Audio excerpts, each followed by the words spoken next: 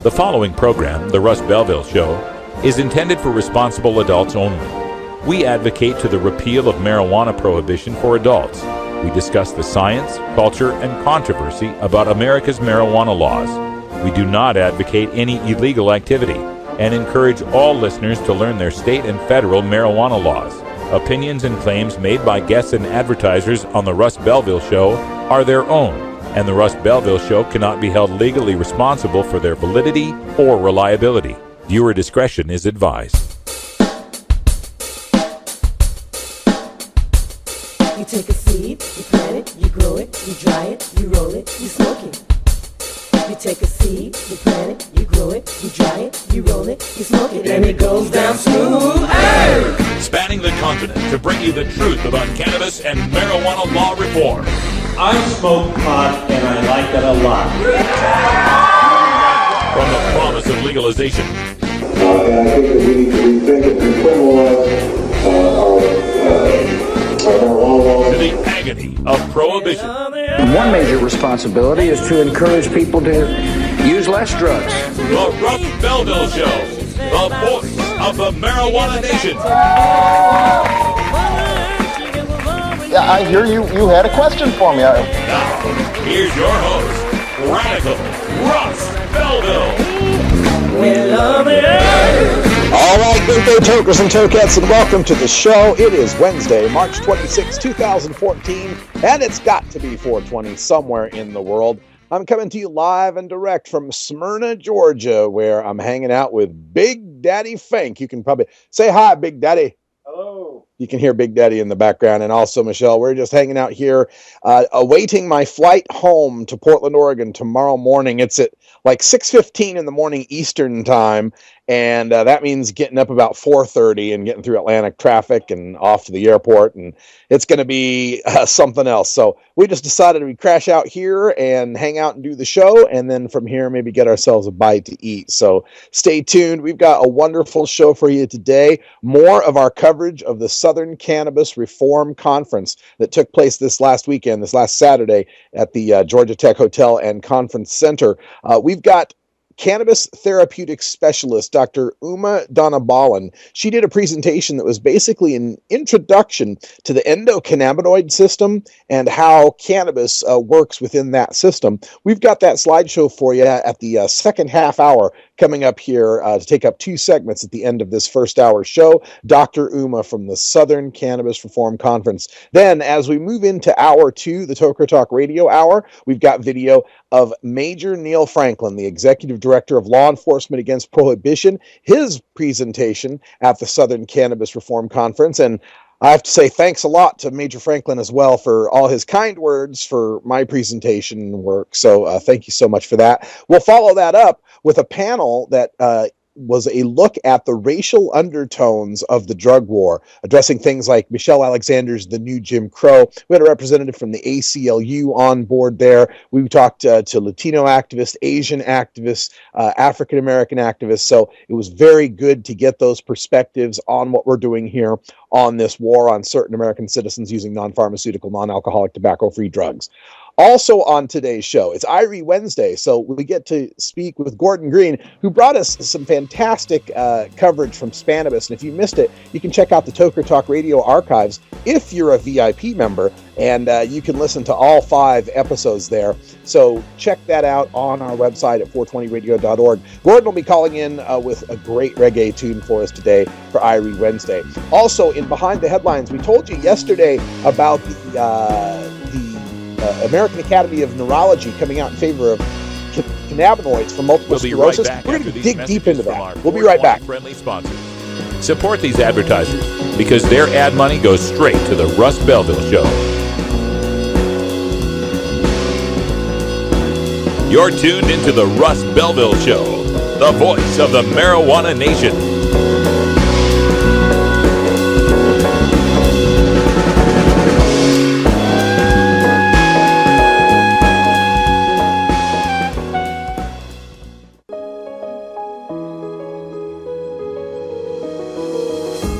Cannabis Outreach Collective is an alternative health and wellness option located in Gladstone, Oregon, that serves patients in the Portland area and beyond. We are a full-service alternative health and wellness collective accommodating patients with natural, organic, holistic, and homeopathic remedies, nutritional guidance, advice, education, and medical cannabis, fully in accordance with Oregon OMMP law. You can find out more about Cannabis Outreach Collective on Facebook at COC503 or by emailing cannabisoutreachcollective503@gmail.com or by telephone at 503-853-1319. Check out our menu on Weed Maps and visit Cannabis Outreach Collective today. You can get 420 Radio on the go with the Ustream video app for Android and iPhone. Go to rad-r.us/420Ustream or just click the Ustream app icon for Android or iPhone below the live radio feed at 420radio.org. When you are starting up a medical cannabis business, you don't just want any attorney. You want a fired-up lawyer who understands the needs of cannabis consumers. The law office of Lauren Vasquez is your fired-up lawyer for the cannabis industry. Lauren Vasquez knows the details of California marijuana law from both a personal and professional angle. Lauren Vasquez rose from the ranks of college normal activist to become one of the Bay Area's best marijuana lawyers. Visit her website, fireduplawyer.com, or call 1-855-MMJ-LAWS for more information. That's 855-665-5297 for Lauren Vasquez, your fired-up lawyer, or email firedupLawyer@gmail.com. The number again is 855-MMJ-LAWS, 855-665-5297 for your fired-up lawyer, Lauren Vasquez. Lauren Vasquez is an activist attorney you can trust. Call today.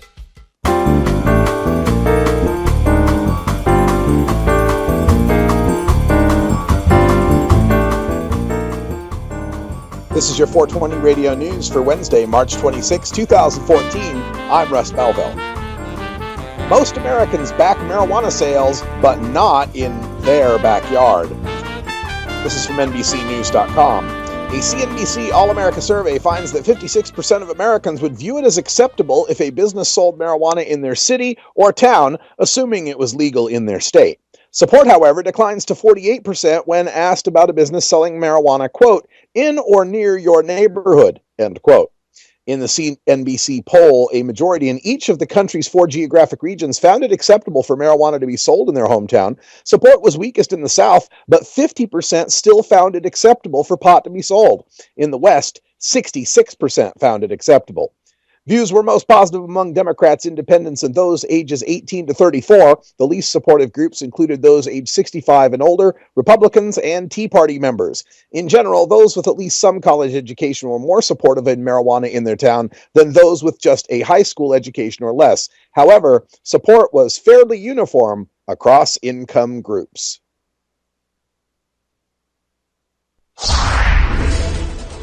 Oregon marijuana legalization measure backed by national funders may soon begin petitioning. From the Oregonian. Backers of an Oregon marijuana legalization measure received some welcome news from the state Supreme Court this week. No one had filed a legal challenge to the ballot title for the latest version of their initiative. That means they can soon complete the paperwork, allowing them to begin gathering the 87,213 signatures needed to qualify for the November ballot. Attorney Michael McNichols of Canby had appealed an earlier version of their measure, Initiative Petition 37, and filed comments with the Secretary of State's office objecting to the newer measure, Initiative Petition 53, filed by New Approach Oregon. But he didn't appeal this time. Both versions of the measure would allow 21 and over adults to possess up to 8 ounces of marijuana. New Approach Oregon has received $96,000 from insurance magnate Peter Lewis before his death last year, as well as $50,000 from the New York-based Drug Policy Alliance. Paul Stanford, who runs a Portland-based chain of medical marijuana clinics, is already collecting signatures for 2 proposed ballot measures aimed at legalizing marijuana. Stanford would allow adults to possess up to 24 ounces of marijuana.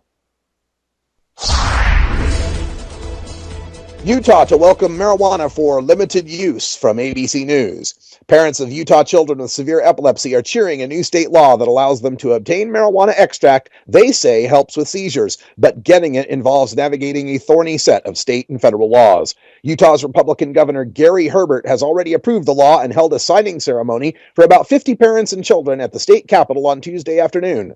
The law doesn't allow medical marijuana production in Utah, but allows families meeting certain restrictions to obtain the extract from other states. The marijuana extract, which some believe helps with the severe form of epilepsy, is produced in nearby Colorado and is designed not to produce a high. Legislation to let kids with epilepsy use medical marijuana advances in Illinois, from the Chicago Sun-Times. Legislation to expand the use of medical marijuana to severely epileptic children and to lower the penalties for possession of pot for recreational purposes advanced Tuesday at the Illinois State House. 3 different measures got out of the Democratic-led House and Senate committees, with only token opposition to a Democratic-led push to go beyond last August's vote to allow only sick Illinoisans to use the drug legally on a pilot basis. Pushed by parents of severely epileptic children, legislation sponsored by Senator Iris Martinez would permit minors with seizure disorders, including epilepsy, to take a derivative of cannabis. House Bill 4299, which passed 6-0 in committee, instead of getting misdemeanor for possessing up to 30 grams of marijuana, violations would get a fine of no more than $100 with a petty offense on their record. House Bill 5708, possession of less than 30 grams of marijuana, would be a regulatory offense that would still include a fine of $100, but not exist on someone's record. Investigators say marijuana THC extraction the source of a Tewksbury house explosion, from CBS Local in Boston. Investigators say a marijuana THC extraction process using butane gas was the source of an explosion at a home in Tewksbury last Tuesday night. 3 people were seriously hurt in the blast, which blew out the windows of the home. Tewksbury Fire Chief Michael Hazel said, quote, "The process was being performed on and around an electric stove within the apartment," end quote. Sources tell WBZ-TV this incident may be the first time there's been an explosion during a BHO extraction process in Massachusetts. This has been your 420 Radio News for Wednesday, March 26, 2014. I'm Russ Belville. Transcripts of 420 Radio News are available at our website at 420radio.org. When we come back, we'll go behind the headlines and take a look at the American Academy of Neurology and their recent review of studies for cannabinoids and the treatment of multiple sclerosis. You're listening to The Russ Belville Show on 420radio.org. We'll be right back.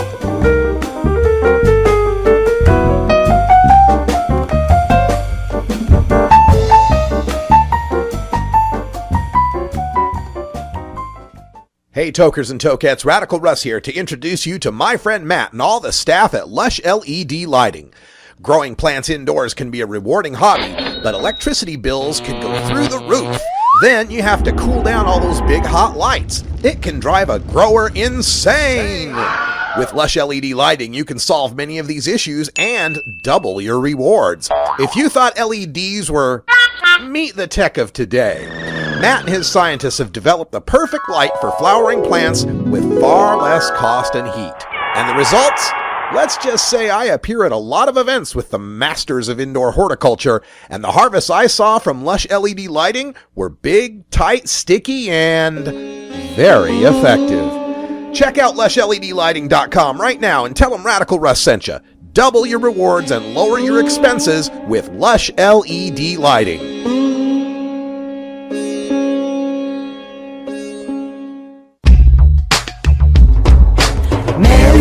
Marijuana, do you wanna? Mary, do you wanna? Tonight. As marijuana goes mainstream, you need to be armed with the facts. Nobody can teach you better than Dr. Mitch Earlywine, Ph.D. You may know Dr. Mitch from his column in High Times magazine or his weekly appearance on The Russ Belville Show. Dr. Mitch is also the author of some of the best books on marijuana science, culture, history, and health, including Understanding Marijuana, Parents' Guide to Marijuana, Pot Politics, and more. Visit Amazon.com and search for Mitch Earlywine, that's EARLEYWINE, and order your books today.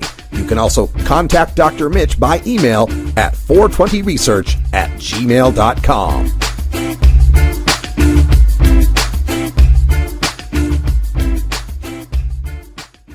Cannabis Network Radio, starring David Kowalski from Tampa, Florida. Thursdays at 8 a.m. Pacific on 420radio.org.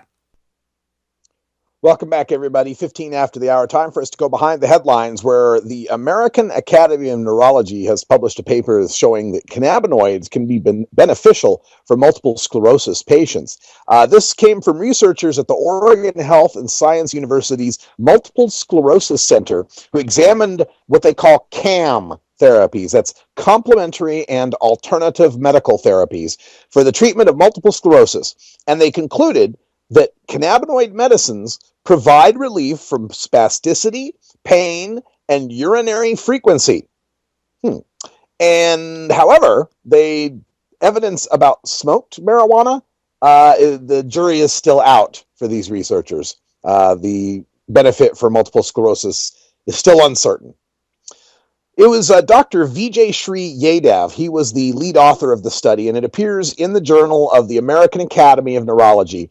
And the researchers looked at 29 different therapies that they included in their guidelines, and 19 of the 29 looked at cannabis. Some of the other treatments that they were examining, again, these are CAM therapies, complementary and alternative medicines. They took a look at ginkgo biloba, reflexology, a low-fat diet, bee venom, like bees that sting you, bee venom, and magnetic therapy. Well, other than cannabis, Dr. Yadav stated, quote, "There is little evidence for the effectiveness of most CAM therapies to treat MS."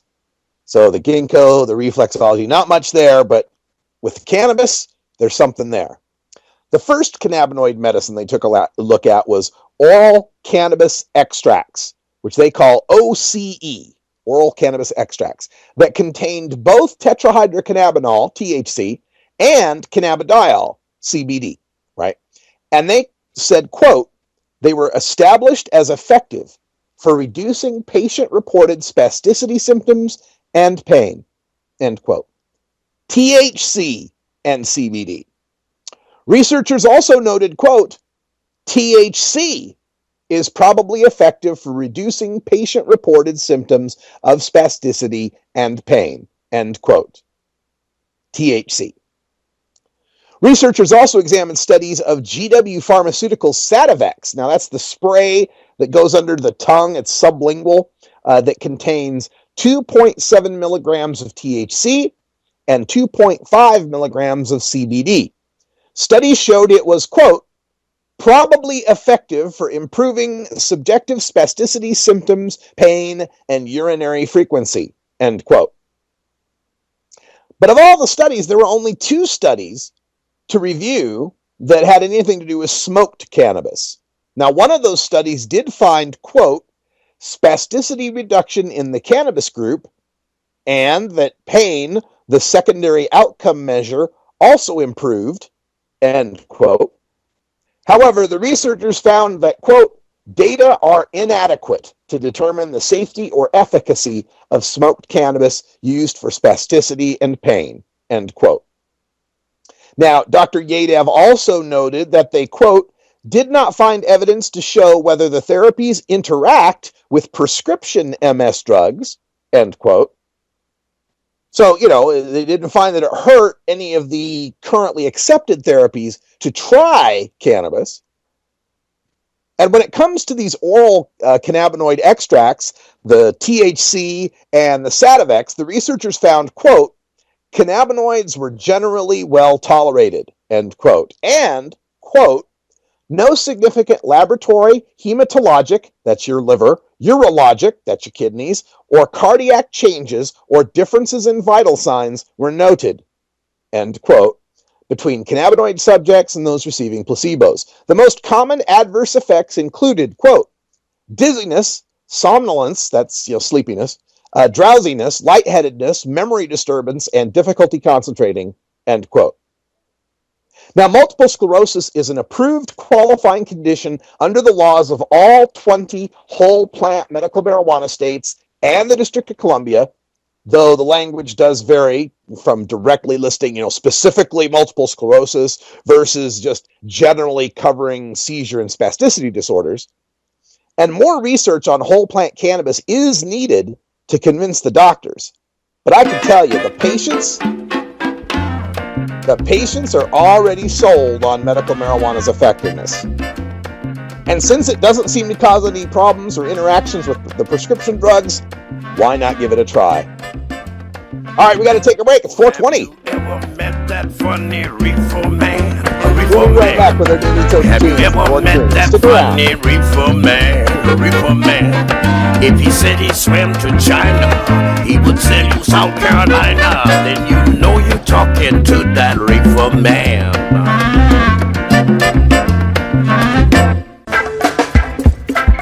I'm Sub Cool from Team Green Avenger. At TGAgenetics.com, we are working on the leading edge of medical strains. Our strains are rigorously tested for THC, CBD, THCV, and other critical cannabinoids. Know your grow.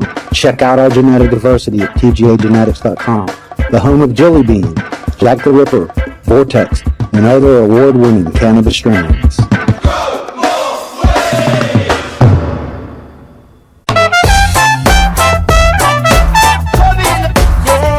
Support the Russ Belville Show.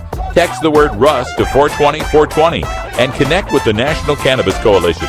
You can also send $10 to the Russ Belville Show right from your smartphone. That's Russ to 420-420. In the afternoon, if I'm home, I smoke marijuana. You're listening to Radical Russ on the Russ Belville Show. Marijuana, yeah. I got my ganja. Georgia. Hi, this is Willie Nelson, and I need your help. Alcohol prohibition didn't work in the 20s, and marijuana prohibition isn't working today. It's time we stop arresting law-abiding citizens because they prefer marijuana over alcohol. Nearly 2,000 Americans are arrested every day on marijuana charges. We're unfairly destroying the lives and careers of hundreds of thousands of people each year simply because they smoke marijuana. These are not criminals. They're average citizens like you, good neighbors who work hard, raise families, pay taxes, and contribute to their communities. We need your help to end marijuana prohibition once and for all. It's the fair thing to do. For more information, contact NORML, the National Organization for the Reform of Marijuana Laws. Call toll-free 888-67-NORML or visit their website at norml.org.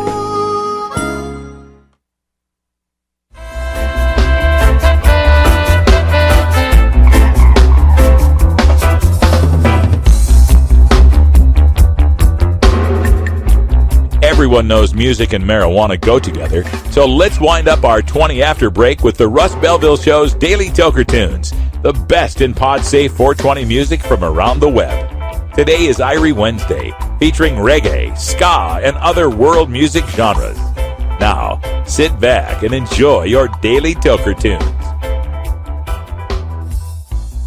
And it's my last day in the great state of Georgia. I've been in a few different cities now, and I want to thank everybody who was involved in getting me out here.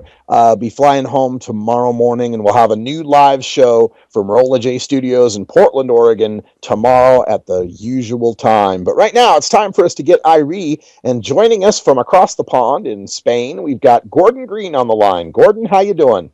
Very good, Russ. How about yourself? I'm doing fantastic, and thanks for all your great coverage of Spanibus. It was really interesting to listen to. Hey, man, that was all my pleasure. Hope to be doing it again next year for a Russ Belville show on 420 Radio. Highlight of my week was I met somebody who I didn't interview. I wish I had. Jane Rosenthal. Oh. Lovely wife of our good friend Ed Rosenthal.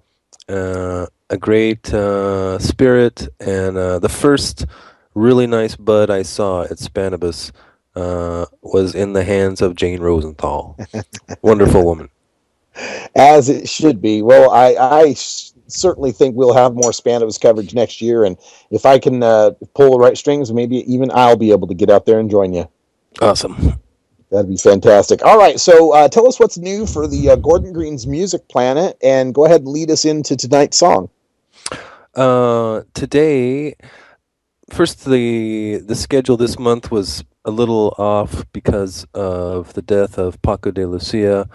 Put the shows back a week. The first show of the month is usually Intro to World Music. It's like a jukebox of great artists and songs from around the world. And the last show of the month is the Artist Focus, where Gordon Green's Music Planet plays one artist for the entire show, highlighting their great music. This is one of those groups I played today, Zap Mama and New World from the album 7. I sat in my room, saw this morning, feeling that I can communicate with you. So I picked up my stars, picked up paper and pen.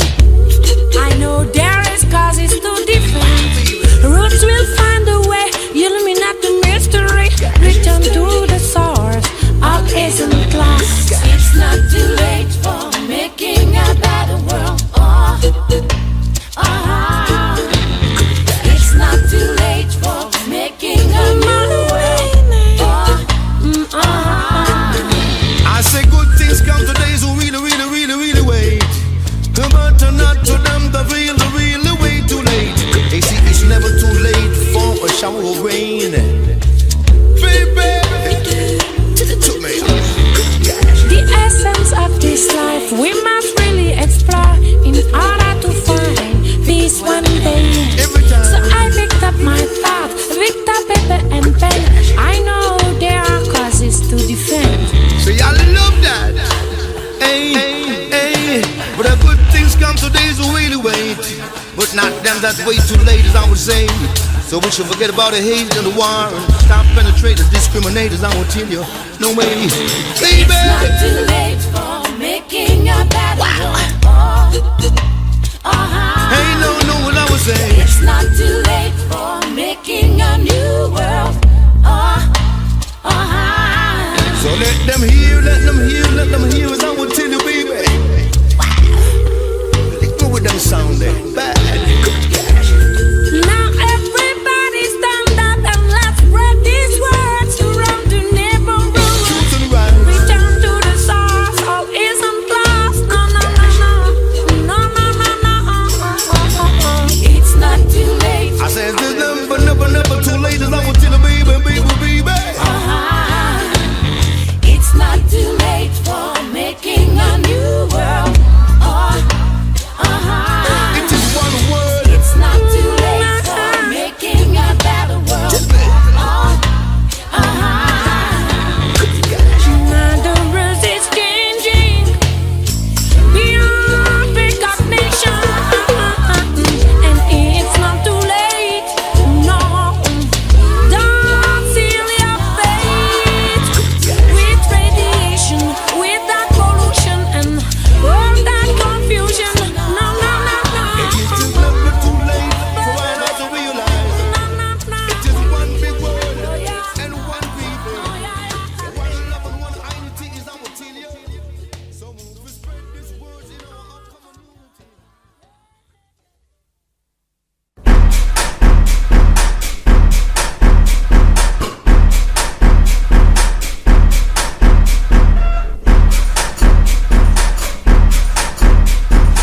While humans have been using cannabis for medicinal purposes for over 5,000 years, medical science is only beginning to unlock the secrets of the endocannabinoid system and the promise of cannabinoid medicines.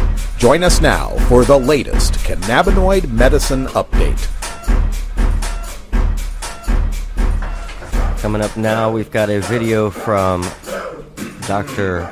Uma Dhanabalan on a primer on the endocannabinoid system. So how does the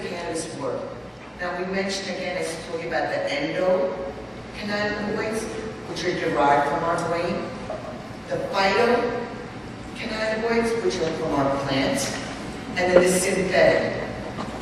When we talk about the synthetic, Marinol is one that's here in the United States, but there's also a new one that has come out in Europe, Sativex, which is a spray that they're using for patients with MS. And hopefully it will be here and it's going to be in drug studies, but it is also a synthetic form of THC.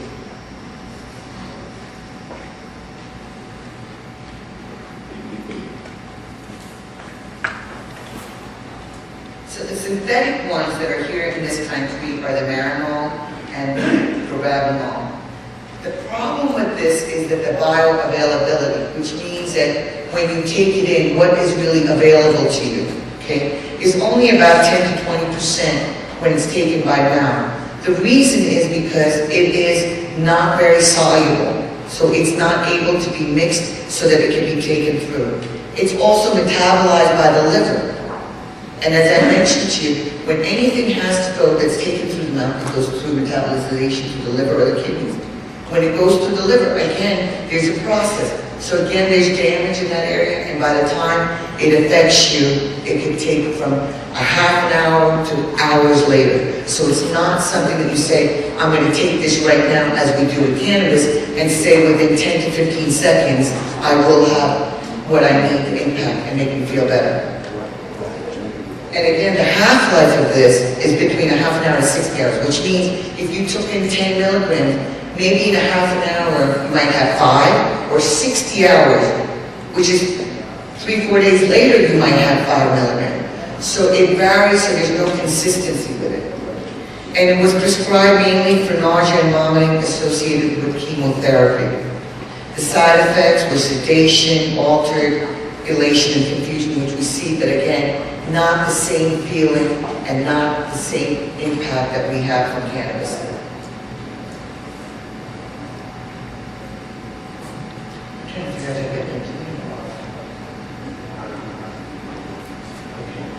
Now, the brain is an amazing part of our body where each part has a function. And again, remember these receptors that we keep talking about. They're in different places, so they're going to impact differently on where they attach. When we talk about the amygdala, there's different portions that we're talking about here. The neurocortex, the amygdala, the hypothalamus, the hippocampus, the brainstem, the cerebellum. Again, different parts function, and this is where the cannabis has different reactions for some people. So when we talk about the amygdala, we can see that it has this portion of emotions, fear, and anxiety. And I'm sure people have told you sometimes people that take THC end up having panic attacks and paranoia. But not everybody experiences that. And some people don't experience it initially, but they can have episodes of it depending on the forms of the cannabis that they use. The basal ganglia, again, movements.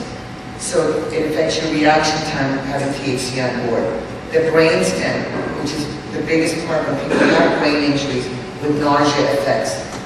And this is one of the things I always like to talk about a little bit, is that when we see people with head concussions now, in fact the NFL is talking about using cannabis because it helps with concussions, because this is one of the things that we're learning. It also, with patients that have had a head trauma, one of their first signs will be nausea, and which is telling the doctor or the clinic, or should be telling them, that something is happening in the brainstem. It's swelling. This is a concern. The cerebellum is for balance. So sometimes people have coordination problems with THC. Memory information. Hypothalamus is for eating, sexual behavior. So again, increased appetite. Neurocortex is for thinking, feeling, and movement. So sometimes people have altered judgment, and sometimes that's a good thing with cannabis. We want them to stop concentrating on their pain or the events that keep bothering them and not being able to function. Motivation and reward, again, feeling good. This is one of the side effects that we have, or the effects that we get. In the spinal cord, we see the pain sensitivity, and this is where the huge part is. People say, I'm in chronic pain. When you use cannabis, it's not that you're not in chronic pain. The pain is not your first important part of your life controlling you. You can cope, which gives you hope. People are on these medications, and you mentioned even just a minute, you're on these narcotics. You're taking them, you can't function, it doesn't improve your quality of life. You're numb maybe at that point. And meanwhile, you've got constipation, the side effects, you can't function, you can't be independent. And these medications not only affect the individual, they affect the families, they affect your co-workers, they affect everything you can do.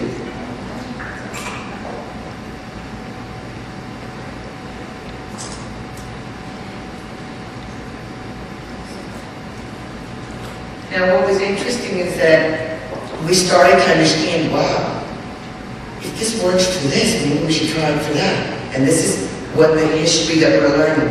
People used it in the European times for menstrual cramps. I see a lot of patients now with hepatitis C that use it because of their nausea, their chronic problem, and they don't want the interferon, or they have an interferon. It didn't do anything for them. So they're looking to the other options. HIV, the virus, irritable bowel syndrome. This is something huge that's coming about.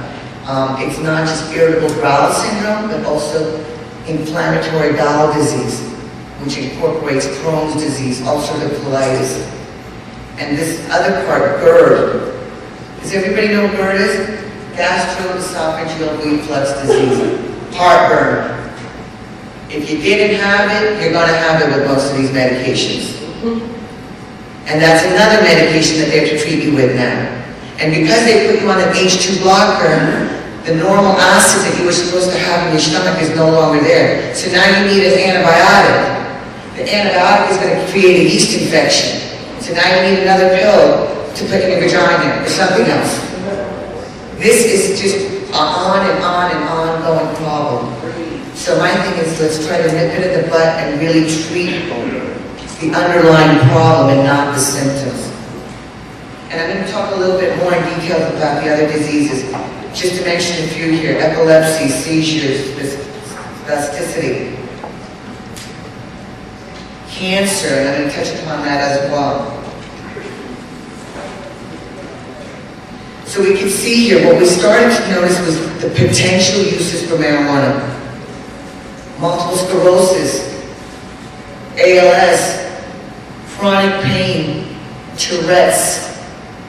Tourette's is a syndrome that people want to function, and they function with a tic. They blur out words, they have incoordinate actions, but they want to function. So this helps them. HIV patients, hypertension. Now, this is, again, I have patients that are off their blood pressure medications.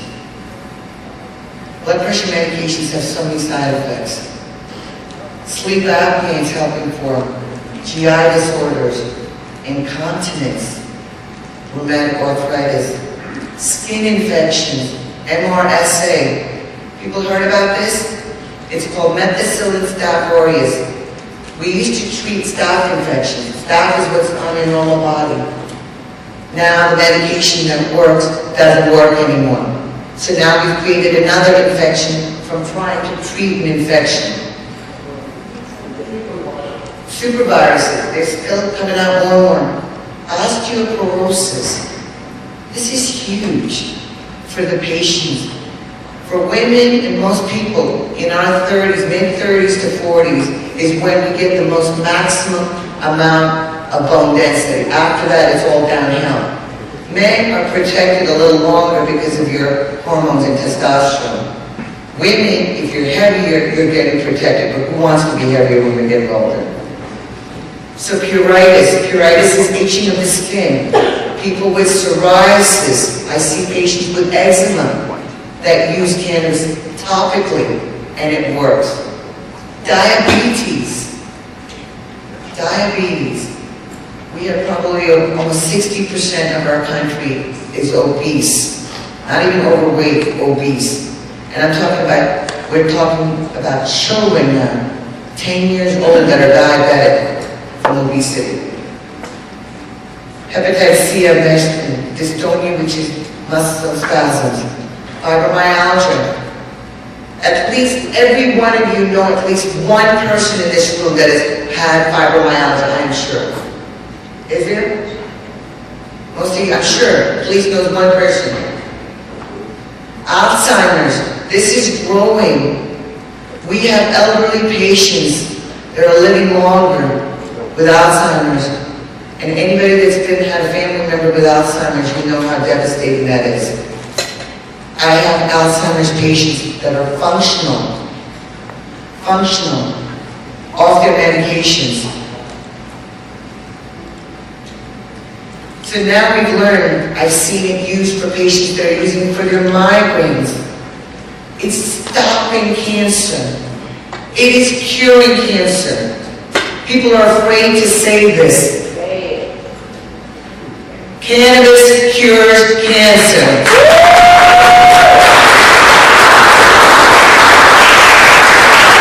Cannabis can help prevent cancer.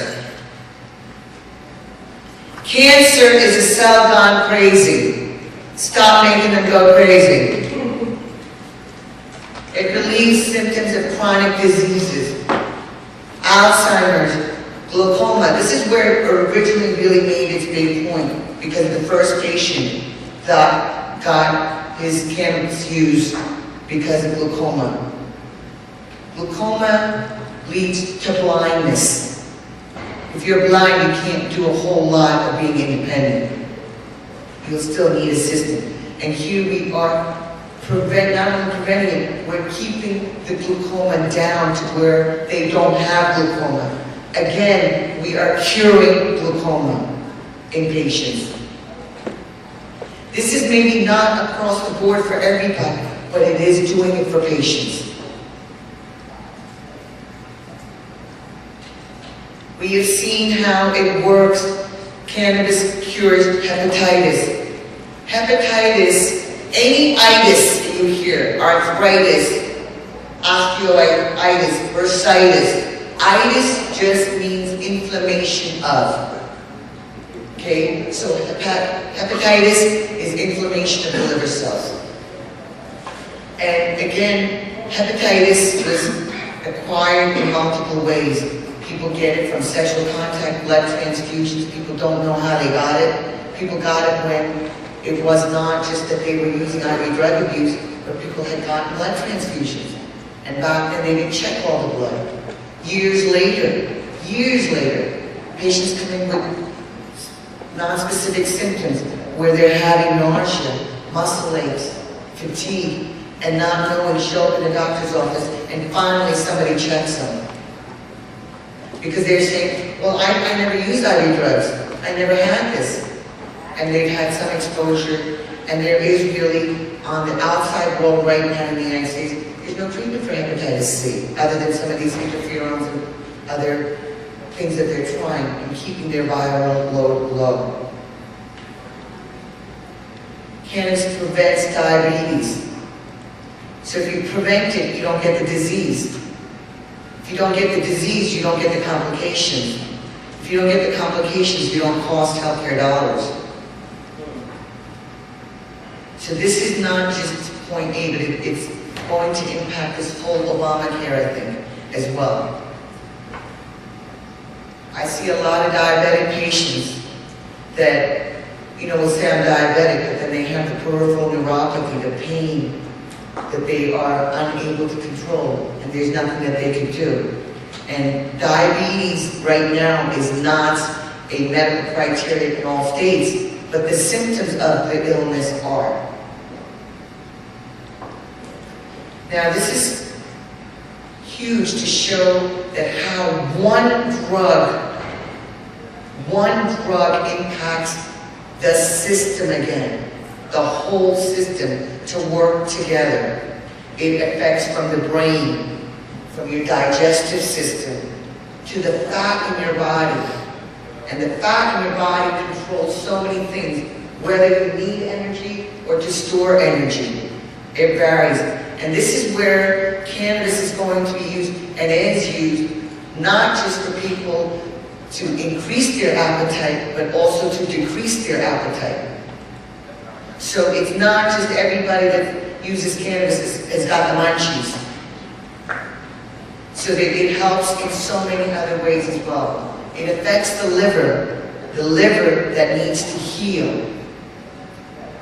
It affects your muscles, so people are able to move. It affects every part of your system. When we talk about cannabinoids, we learn that the cannabis has something like over 60 to 80 different cannabinoids. We have still learning more and more. Okay? This chart here kind of concentrates more on the non-psychotropic cannabinoids. So the CBDs, the big ones that we talk about. And there's lots of different charts out there. Try to get familiar with these. Educate yourself on the products you're using and see how it works for you. So then you can educate some other people. And you can see here as well, even though we've got the CBDs, oops, I'm going to go to this chart because it's a little brighter and I can see better. The CBDs here, huge aspect. Antibacterial, cancer cell growth, inhibits it. Neuroprotective, promotes bone growth. Reduces seizures and convulsions. And this is why it's made its name here in Georgia with younger children as well. It reduces blood sugar level. This is how it's helping with diabetes. It helps our immune system. If you're able to fight off not getting sick, you don't have a complication. And that's huge for people that already have an immune problem. If you're diabetic and you catch a cold, or if you have COPD and you catch a cold, your immune system is not able to fight it off. But cannabis helps in that. Reduces inflammation. Artery blockage. It's a vasodilator. It's helping people that have heart attacks. It helps people that have strokes. It helps people with bowel issues, small bowel, contractures, people that have had surgeries, people that have been toxified by their medications from the side effects. It relieves pain, anxiety. It also helps muscle spasms, it helps you calm down, treats psoriasis, and it's a vasorelaxant, so opens things up, gets blood flowing. If you look at some of the other ones, again, there's the CBGs, aids in sleep, CBGAs, again, inflammation. You can see there's a lot of overlap. And this is why I have a concern with these legislative bills that are only going out for one segment. They're not understanding this whole process. They need to understand, it's not just one piece. You can have multiple impacts of it. And I still don't understand why they are so scared of THC. Don't get it yet. But we're going to work on it. Alright, so as far as cannabis, you can take it in three primary ways. You can ingest it, but remember with ingestion, it varies from person to person. You don't know the contents of the product that you're consuming. You don't know if the product is made the same way each time. And you don't know what went into the initial product. So that can vary in time. But they're also having sodas, people are drinking, people are making teas. So there's different variations and combinations. And when I talk to my patients and I counsel them, I'll say to them, there is no one cookie cutter for everybody. What works for Joe might not work for Mary, what works for Mary doesn't work for Tim, or what works for Tim only in the daytime works for Mary at nighttime. It's just a combination. And so what I tell my patients to do is to journal. And I'll tell them, give yourself a journal, give yourself a scale of 0 to 5, give your top 3 symptoms, if it's sleep, if it's joint mobility, if it's just having a quality of life that you feel good that day. Give yourself a scale and see which combinations work best for you. So, smoked cannabis is either we are now using the vape pens, you're either taking it through a pipe, through a bong, through a joint, and also the two things in between the smoking and the vaporization is just less irritant. But that whole thing needs to be befundled, because a lot of misconception there that smoking will create lung cancer. Well, the data proves absolutely the opposite. If you look at the general population, people that don't smoke at all and people that smoke cannabis have less cancers. Go figure. And we just talked about that it's preventive against cancer. When they look at tobacco smokers that use cannabis, it's the tobacco smoke, the tobacco tar that's creating the cancers. When you had cannabis, people that used only cannabis, you did not see the cancers. And as much as people say that, you know, smoking, I always put that in because I need to, as a clinician, that it's an irritant. Anything that becomes an irritant has a potential of becoming carcinogenic on that note as well. When people consume the smoking, though, it's a quick delivery system. It's not that they're waiting around to say, am I going to feel better? They're able to take 2 hits, 3 hits, whatever it may be, and within 15 seconds, 20 seconds, they get their impact. So they're not waiting, and it also works well for them. As far as, this is the range of where it is very interesting. When somebody will say to me, the first time I used it, I had no impact. And this is where the receptors have to get evoked, okay? It's like seeing something for the first time, you might not recognize it. But after a while, even the smell of that object is going to make you know what that object is. The same way the body needs time to recognize it. And the first time, sometimes only 10% of the people actually get the impact. But heavy users get about 25%.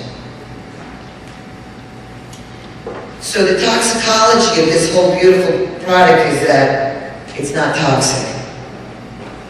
It has a wide therapeutic range, and there is no direct deaths from cannabis. And I'm going to reiterate that again later. The fatal dose is unknown. There's been some animal studies that show that maybe 4,000 to 40 times the highest recreation, you would be sleeping. And that's the other thing about cannabis. Alcohol, narcotics, opiates kill you through the respiratory system. They depress your respiratory system. Cannabis does not. Cannabis does not depress the respiratory system, and that is why nobody dies from a cannabis overdose. There's been some implications that it's involved with underlying heart disease and arrhythmias and heart attack. None of this is confirmed, and in fact, it's going the other way. This is a great cheat sheet. Has any of you seen these? How many of you have seen this one? It's great, and this is where I want you guys to get information. I want first for you guys to start with you being educated. Once you're educated, you can talk about it and teach it to other people. But this, I like this sheet, and blow it up a little bit here. And you can see that I'm very color coordinated. And I like to see things and see what is easy to understand. So you can see how one protects against cancer. And this again, if you look down here, you can see that there's more than one type. There's so many different forms that affect anti-inflammatory. So this is where we're saying that we still don't know where all the receptors are. This is why when cannabis is taken as a whole product, it works. You don't have to say pick and choose these things separately out of it. But this is out there, and if you guys have any questions, I am available at the end of this, and we'll be here to talk. There's some amazing researchers that are out there doing work, and I really want to be like the people when you see their names, Dr. McAllister, Dr. Herman Miller, Dr. Menelade, Dr. Guzman, Dr. Abram, Dr. Berman. These are all people that have been preaching, have been trying to put the research out there. We're learning a lot about schizophrenia and cannabis. And what's interesting about this is that a lot of people in the beginning were saying cannabis made me crazy. We're finding out it's just the other way around. Cannabis keeps you sane. And this is just a picture that shows the orange lit up areas where in a schizophrenic patient it's much more lit up. And after the consumption of cannabis it's much more lower. And this came out from a Brazilian study, okay? And for years the faculty argued that there was no reason for cannabis, but that's changing. This is changing everywhere. People are saying there is a cause and we need to do this. The other study that was determined and it counted psychosis as well in 2004. A study published last year found that cannabis CBD can improve cognitive function. I have dementia patients that are able to cope and have hope because their symptoms are controlled. A group of Brazilian researchers, Rafael, Quinn, and Fernando, they published in Frontiers investigating the different sorts of treatment that they're going to be looking at for cannabis and cannabinoids. So it's happening. It's just going to take time. So this is the main properties of cannabis. If there's 4 properties that you want to understand why it works, it's anti-proliferative, again, so it protects cancer cells from reproducing. At the same time, it does not impact the healthy cells. Where we take antibiotics or agents, they don't just say, well, you got this bacteria, I'm only going after that. They just go, that's why broad-spectrum antibiotics kill everything in the gut, and you have to replenish your gut bacteria. Versus, this is working specifically on the cancer cells. It's anti-angiogenic. You need blood supply for something to grow. This specifically goes and cuts off the blood supply for the cancer cells, thereby killing the cancer cell. It's anti-metastatic. You've all heard the word, they've got metastasis to the bone. They've had metastasis to their brain. Metastasis means spreading to another organ. Cannabis helps with that. It's apoptotic, which means induces the cancer cells to seek their own death. What that means is when a cell has lived its life, it's time to be put to sleep. And it knows to put those cells to sleep. And that's another beauty of it. Cannabis has helped in treating melanoma. So I've talked to you a little bit about the brain, which is inside of you, to something as superficial as what's on the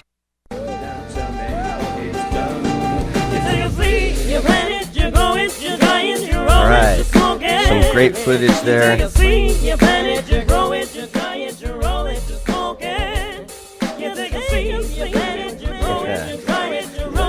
Alright, well thanks to Dr. Uma Dhanabalan. It was a great presentation there. Primer on the endocannabinoid system. Thanks for Radical Russ showing up and doing the news and all that good stuff that he does. I'm a little frazzled right now because we're going to take it into hour 2 with Ganja John and Kaliko. Until next time, everybody, take care of each other, tokers.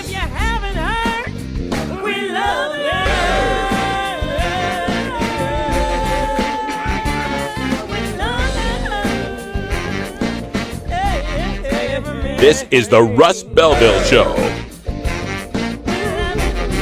The Russ Belville Show is blogging and podcasting daily at radicalruss.com. Take a seat, you it, you grow it, you dry it, you roll it, you smoke it. You take a seed, you plant it, you grow it, you dry it, you roll it.